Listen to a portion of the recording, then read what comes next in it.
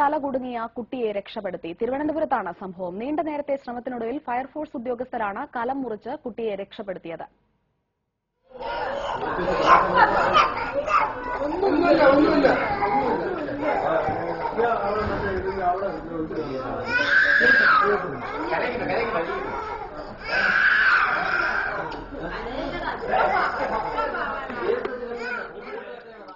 വിശദാംശങ്ങളുമായി K G Kamlesh ചേരുന്നു. കമലേഷ്, ഈ കുട്ടിയുടെ തല എങ്ങനെയാണ് കലത്തിൽ കുടുങ്ങിയത്? ഏറെ മണിക്കൂറുകൾ എടുത്തു എന്ന് കരുതുന്നു ഫയർഫോഴ്സ് ഈ പരിശ്രമത്തിനായി. എങ്ങനെയായിരുന്നു കുട്ടിയെ രക്ഷപ്പെടുത്തിയത്?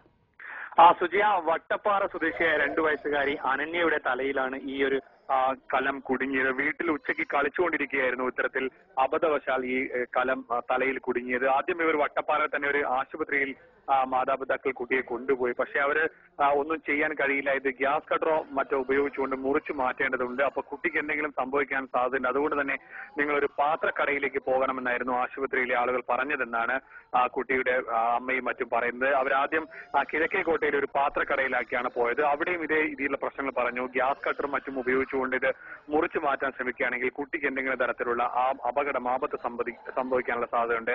അപായ സാധ്യത കണക്കിലെടുത്തുകൊണ്ട് നിങ്ങൾ ഫയർഫോഴ്സിന് വിവരം അറിയിക്കാൻ അവർ പറയുകയായിരുന്നു. ഫയർഫോഴ്സുകാർ പറഞ്ഞത് ഫയർഫോഴ്സ് ആസ്ഥാനത്തേക്ക് കൊണ്ടുവരാനായിരുന്നു. അങ്ങനെ ഓട്ടോയിൽ ഇവർ ഈ കുട്ടിയെയും കൊണ്ട് ഹൗസിംഗ് ബോർഡ് ജംഗ്ഷനിലെ ഫയർഫോഴ്സ് ആസ്ഥാനത്ത് എത്തുകയായിരുന്നു. ഈ സമയത്തെല്ലാം തന്നെ കുട്ടി വളരെ ഉച്ചത്തിൽ നിലവിളിക്കുന്നുണ്ടായിരുന്നു. ഫയർഫോഴ്സ് ആസ്ഥാനത്ത് ഏറെ നേരം പണിപ്പെട്ട ശേഷമാണ് ഈ കുട്ടിയുടെ തലയിൽ നിന്നും ഈ ഒരു കലം ഊരിയെടുത്തത്. കുട്ടിക്ക് വേറെ ശാരീരിക പ്രശ്നങ്ങളൊന്നും തന്നെ ഇല്ല.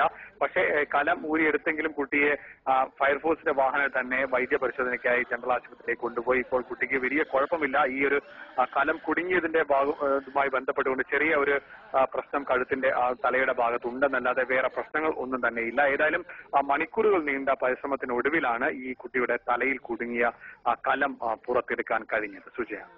ശരി കമലേഷ്.